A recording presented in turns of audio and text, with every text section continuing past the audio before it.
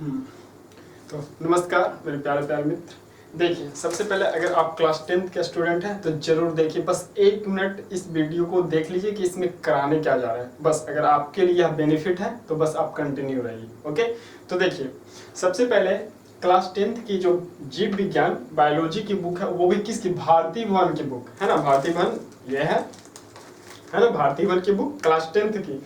तो भारती भवन की जो हाई स्कूल जीव विज्ञान है वर्ग 10 की, है ना, भारती वन बुक याद रखें। तो उस भारती वन बुक के सभी पार्ट के सभी एक्सरसाइज के सभी प्रश्नों का आंसर यहाँ हम करा रहे हैं। ओके, तो इसमें देखिए, सबसे पहला पार्ट क्या है? जैव प्रक्रम पोषण, जो कि आपके पास अगर आप क्लास 10th के स्टूडेंट हैं तो आपके पास यह बुक जरूर होगी। तो पहला है जैव प्रक्रम पोषण, जैसे कि आप चैप्टर देख रहे हैं, है ना, जैव प्रक्रम और पोषण, ठीक है। और उसका आज जो क्या है, पार्ट 2 वीडियो है ना। आज जो है पार्ट 2 वीडियो है, यानी कि इसके पहले पार्ट 1 बना चुके हैं हम। अब देखिए कि इसमें करा क्या रहे हैं। इसमें इधर जो एक्सरसाइज के बाद देखिए, जो इधर जो भी प्रश्न है उन सभी प्रश्नों का हम उत्तर करा रहे हैं, यानी कि उस सभी प्रश्न का उत्तर बिल्कुल सटीक लैंग्वेज में हम करा रहे हैं। तो सबसे पहले देखिए कि लघु उत्तरीय दीर्घ उत्तरीय है, बाकी ऑब्जेक्टिव का तो आंसर दिया हुआ, और अति लघु तो एग्जाम में आता ही नहीं है, तो उसको तो पहले ही कैंसिल कर दीजिए। अब हमें फोकस करना है लघु और दीर्घ। और याद रखिए कि इन लघु और दीर्घ के अलावा एग्जाम में एक भी क्वेश्चन अलग नहीं होगा, यानी कि इस बुक से आप कर लीजिएगा तो एक भी क्वेश्चन अलग नहीं होगा, बिल्कुल भी नहीं, ठीक है। तो इसमें देखिए कि हम 1 से लेकर के 6 तक पार्ट लघु तरीके का 1 से लेकर 6 तक पार्ट 1 वीडियो में ऑलरेडी आंसर करा चुके हैं। आप अगर नहीं देखे हैं तो डिस्क्रिप्शन बॉक्स में उसका लिंक है, आप उसे जरूर देखिए। और आज जो है 7 नंबर से होगा, ओके, लघु तरीके। तो आज हम 7 से इसका 13 नंबर तक लघु तरीके का आंसर करेंगे, बिल्कुल अपने लैंग्वेज में, अपने भाषा में, है ना, कोई गाइड का भाषा नहीं, अपने भाषा में। तो याद रहे कि आज 7 से लेकर के 13 तक लघु उत्तरीय करेंगे, उसके बाद दीर्घ उत्तरीय, उसके बाद ये जो है पहला पार्ट जैव प्रक्रम पोषण समाप्त होगा, उसके बाद नेक्स्ट पार्ट पर चलेंगे। ओके, तो चलिए आज 7 से हम चलते हैं। और देखिए, सभी प्रश्न का हम, यानी कि सर जो भी प्रश्न है उसका प्रश्न भी लिख दिए, उसका उत्तर भी लिख दिए। तो चलते हैं 7 नंबर से। याद है 1 से लेकर के 6 तक हम ऑलरेडी करा चुके हैं, है ना। तो 7 नंबर से आ जाइए। तो चलिए मूव करते हैं 7 पर। ओके,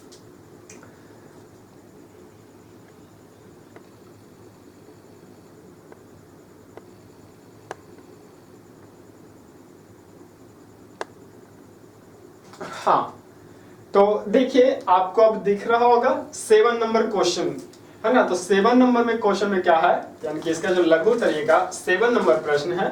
7 नंबर प्रश्न में प्राणी समपोषी जीव किसे कहते हैं। ओके, तो 7 नंबर है क्या, प्राणी समपोषी जीव किसे कहते हैं, उसका हम आंसर लिखें। देखिए, इसका आंसर हम साथ के साथ एक बार बोल दे रहे हैं। अगर आपको देखने में यानी कि दिखने में कोई प्रॉब्लम है तो आप हमारे वॉइस से लिख सकते हैं, और आप क्वालिटी इंक्रीज बढ़ा करके देखिए 360 या 480 पर, तो बिल्कुल स्पष्ट और साफ दिखेंगे। ओके, और एक चीज और कि आप जो है ना प्लेलिस्ट पर जाकर के जरूर देखिए। क्यों? क्योंकि प्लेलिस्ट पर हर एक पार्ट का बिल्कुल अलग अलग सेपरेट में मिलेगा। तो चलिए देखिए, सबसे पहला 7 नंबर क्वेश्चन क्या था, प्राणी समपोषी जीव किसे कहते हैं। तो आंसर है वैसे जीव जो अपना भोजन ठोस या तरल के रूप में जंतुओं के भोजन ग्रहण करने की विधि द्वारा ग्रहण करते हैं, वह प्राणी समपोषी जीव कहलाता है। बस खत्म, कितना आसान लैंग्वेज में, है ना। चलिए, हम एक बार बोल भी दिए हैं, अगर आज से आपको तो दिख भी रहा होगा, बोल भी दिए तो आप मेरे वॉइस से भी नोट कर सकते हैं। एक बार फिर से बोल देते हैं, वैसे जीव जो अपना भोजन ठोस या तरल के रूप में जंतुओं के भोजन ग्रहण करने की विधि द्वारा ग्रहण करते हैं, वह प्राणी समपोषी जीव कहलाता है। ओके, चलिए नेक्स्ट 8 नंबर क्वेश्चन पर आ जाइए।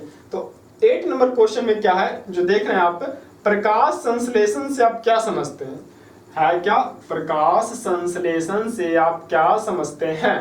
तो उसका आंसर है स्वपोषी पादपों में अपना भोजन खुद बनाने की प्रक्रिया प्रकाश संश्लेषण कहलाती है। क्या है?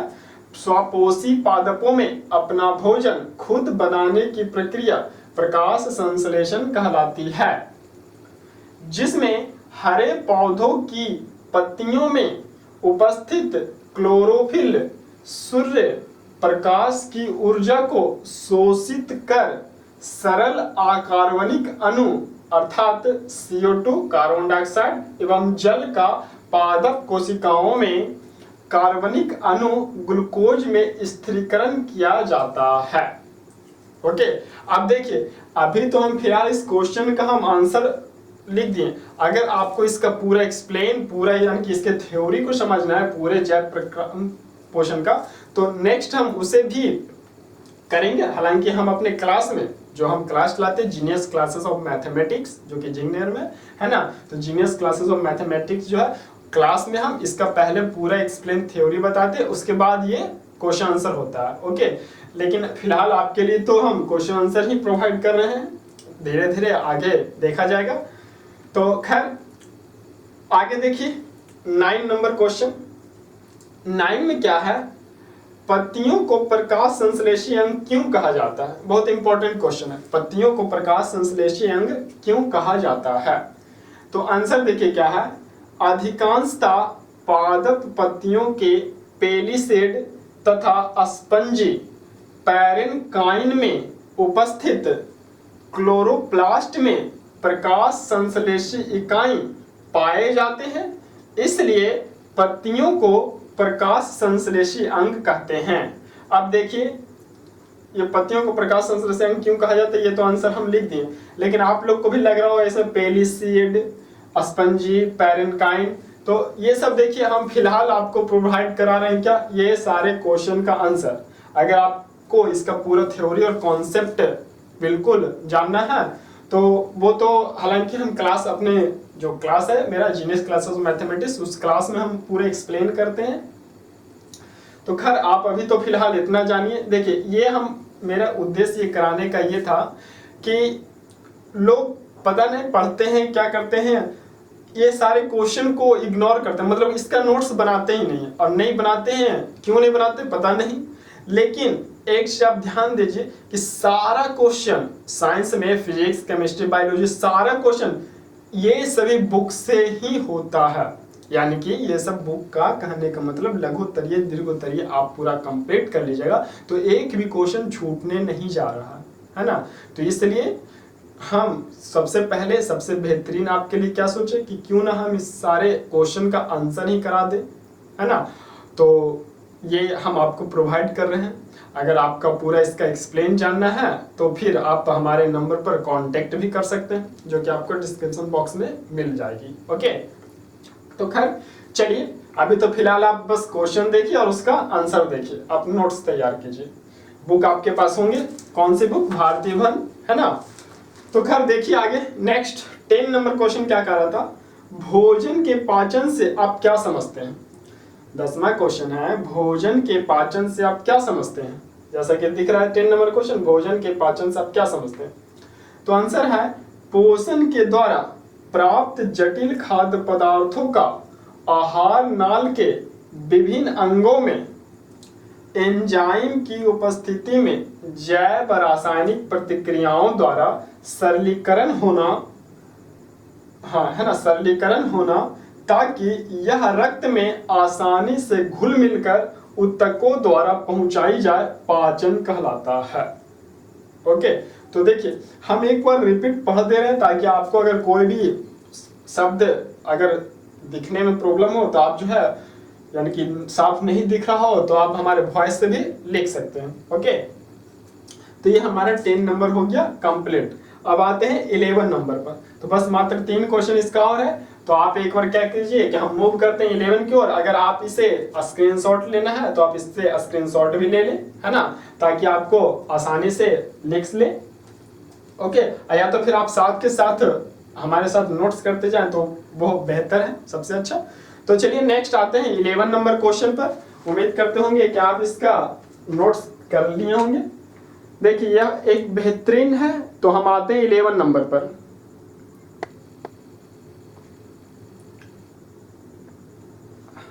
हाँ, तो देखिए 11 नंबर क्वेश्चन पर आ गए। 11 नंबर क्या था कि क्वेश्चन देखिए क्या है, मनुष्य के मुख गुहा में कितनी जोड़ी लार ग्रंथियां पाई जाती है, उनके नाम लिखिए। देखिए भारतीय वन बुक है, साफ साफ दिख रहा है आपको, मनुष्य के मुख गुहा में कितनी जोड़ी लार ग्रंथियां पाई जाती है, उनके नाम लिखें, जो कि 11 नंबर क्वेश्चन है। तो देखिए उसका आंसर क्या है, मनुष्य के मुख गुहा में 3 जोड़ी लार ग्रंथियां पाई जाती है। मनुष्य के मुख गुहा में 3 जोड़ी लार ग्रंथियां पाई जाती है, जिन्हें सबसे पहला क्या है, पैरोटिड ग्रंथि। पहला क्या है, पैरोटिड ग्रंथि।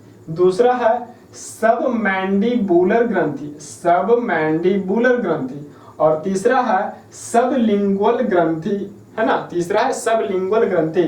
यानी कि मनुष्य के मुख गुहा में 3 ग्रंथि, पहला पैरोटिड ग्रंथि, दूसरा सबमैंडिबुलर ग्रंथि और तीसरा सबलिंगुअल ग्रंथि। ओके, चलिए नेक्स्ट आइए 12 नंबर क्वेश्चन पर। और याद रहे कि हमारा जो चैनल है मैथ्स विथ जीनियस अमित, है ना, मैथ्स विथ जीनियस अमित,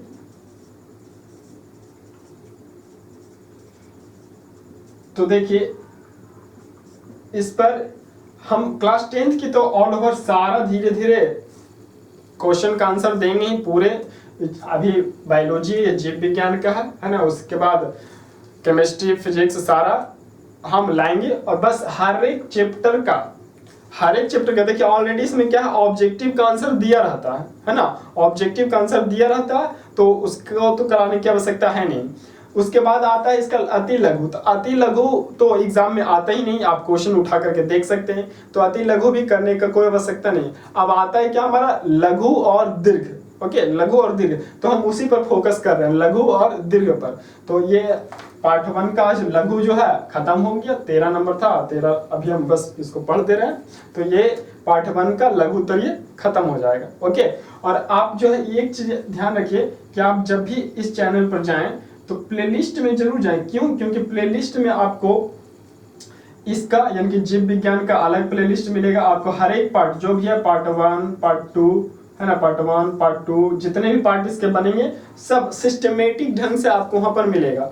उसी प्रकार से हम क्लास 10 की मैथ की जो डॉक्टर केसी सिन्हा बुक है, तो डॉक्टर केसी सिन्हा बुक का भी सॉल्यूशन कर रखे हैं, पूरा एक एक क्वेश्चन, तो उस बुक का भी सॉल्यूशन कर रखे, उसका भी अलग प्लेलिस्ट तैयार कर रखे, आप वहां पर जाकर के उसके एक एक क्वेश्चन को भी पढ़ सकते हैं। देखिए इसमें क्या है कि सबसे पहले ट्रिगो का 8.1 लिए थे, जो कि जिसमें क्वेश्चन नंबर 1 से लेकर के क्वेश्चन नंबर शायद 56 तक था, टोटल बता चुके हैं। ठीक है, तो एक चीज आपको यह हम कहना चाहेंगे कि हम 1 से लेकर के 56 तक ऑलरेडी टोटल बता चुके हैं। आप प्लेलिस्ट में जाइए और जिस भी क्वेश्चन में आपको प्रॉब्लम है, मान लीजिए कि आपको कोई भी क्वेश्चन हार्ड लग रहा हो या कुछ भी, तो आपको जो नंबर क्वेश्चन में प्रॉब्लम लगे कि वो क्वेश्चन को हम किस मेथड से कैसे बनाएं, तो आप एक बार वहां जाकर के एक बार उस मेथड को जरूर जानिए, उस मेथड को जरूर जानिए, उसे आप एक बार जरूर देखिए। आप चेक करने की ही दृष्टि से जाइए, ठीक है, पढ़ने की दृष्टि से अगर आप नहीं जा रहे हैं तो चेक करने की दृष्टि से जाइए कि क्या वह कैसे बताएं। मान लीजिए कोई भी क्वेश्चन हो, है ना, आपको किसी भी क्वेश्चन पर डाउट लग रहा हो 1 से लेकर के 56 तक कि यह किस मेथड से बनाए, कैसे सॉल्व किए हैं, तो आप जरूर जाकर के उसको चेक कीजिए, उस चेक करने की दृष्टि से जाइए। अगर वहां आपको बेहतरीन अच्छा लगे तो अब आप उसे कंटिन्यू देखिए। हम और सारे क्वेश्चन को किस पार्ट में कहां से कहां तक क्वेश्चन सारा हम मेंशन कर रखे हैं, तो यह आप एक बार जरूर कीजिए। ओके, तो यह आप एक बार जरूर कीजिए। मैं बार बार बोल रहा हूं कि आप एक बार ट्राई की दृष्टि से ही देखिए, है ना, ट्राई करने की दृष्टि से ही देखिए, लेकिन एक बार आप जाकर के देखिए तो सही कि क्या यह वाक्य में चीज क्या है, मेथड क्या है, तब जाकर के आपको एहसास होगा कि क्या हम सही बोल रहे हैं या गलत, है ना। और देखिए जो भी हम बात करेंगे ऑथेंटिक और बिल्कुल सही, ऑथेंटिक और बिल्कुल एकदम सही जो आपके लिए बेहतरीन होगा, बस वही। आप कोई भी सीनियर से यानी कि कोई भी सीनियर आपके जो भी मित्र भाई बंधु हैं, आप उनसे पूछ लीजिए, है ना, कि क्या हम सही बता रहे हैं या बोल रहे हैं नहीं, है ना। आप याद रखिए, जैसे साइंस की ही बात कर लेते हैं हम, तो अगर साइंस में ये जो 3 बुक है भारती वन का, फिजिक्स, केमिस्ट्री, बायोलॉजी का, इन तीनों बुक से अगर आप एक एक लघु और दीर्घ कर लीजिएगा, पूरा एक नोट्स तैयार कर लीजिएगा, तो आपको एक भी क्वेश्चन छूटने नहीं जा रहा। लेकिन लोग इतना भी करते नहीं है, बस गेस पेपर वेस पेपर ये लंद फंद में अटक जाता है, कुछ भी नहीं होता। आप इतना क्वेश्चन कंप्लीट कर लीजिए, देखिएगा आपका एक भी क्वेश्चन छूटने नहीं जा रहा, बिल्कुल, ठीक है। तो आप कहीं भी पढ़ते हो तो आप जरूर इससे कीजिए, ठीक है, आप इससे जरूर कीजिए। आप थ्योरी पढ़ते हो, कॉन्सेप्ट पढ़ते हो, क्या पढ़ते हो वो भी पढ़िए, लेकिन उसके साथ साथ इससे भी जरूर कीजिए। मान लीजिए कि आप इसके, मान लीजिए जय प्रक्रम या पोषण, ऐसा हम तो अपने क्लास में कराते ही हैं, है ना, हम अपने क्लास में कराते ही हैं। तो मान लीजिए आप इसे कंप्लीट किए, जय प्रक्रम पोषण, अब नेक्स्ट चैप्टर पर मत जाइए, इसमें जो जितने भी प्रैक्टिस के लिए क्वेश्चन दिए हैं, ये क्वेश्चन को सॉल्व कीजिए, है ना। अगर क्वेश्चन का आंसर नहीं हो रहा है तो अपने शिक्षक से पूछिए, है ना, या उनसे करवाइए, ताकि क्या होगा, आपका रिवीजन होगा, रिपीट होगा। और जब एक ही चीज बार बार रिपीट होगा तो आपके दिमाग में फिक्स हो जाएगा और आप फिर कभी भूलिएगा नहीं। यह बात जरूर याद रखिए, ठीक है। तो खैर देखिए, अभी तो हम क्वेश्चन यहाँ पर करा दे रहे हैं। लास्ट क्वेश्चन देखिए 13 नंबर, उसके बाद लघु उत्तरीय हमारा क्या हो जाएगा, समाप्त हो जाएगा। तो देखिए 13 नंबर में क्या है, मनुष्य की छोटी आंत की लंबाई कितनी होती है, छोटी आंत के 3 भागों के नाम लिखें। तो 13 नंबर क्वेश्चन क्या था कि आप देख रहे हैं, है ना, मनुष्य के छोटी आंत की लंबाई कितनी है, छोटी आंत के 3 भागों के नाम लिखें। तो आपका यह आंसर है आपके सामने। मनुष्य की छोटी आंत की लंबाई लगभग 6 मीटर होती है ना, यानी कि छोटी आंत की लंबाई कितना है, लगभग 6 मीटर है, जो आहार नाल का सबसे लंबा भाग है, जो आहार नाल का सबसे लंबा भाग है। यह 3 भागों में बटा होता है, यह 3 भागों में बटा होता है, जिनके नाम है, पहला क्या है, ग्रहणी, पहला है ग्रहणी, दूसरा जेजूनम, जेजूनम, एवं तीसरा है इलियम, इलियमा, इलियम है। तो इस प्रकार से आपका 13 का 13 क्या हो गया, 13 का 13 जीव विज्ञान का पाठ 1 जय प्रक्रम और पोषण का पूरा लघु उत्तरीय समाप्त हो गया।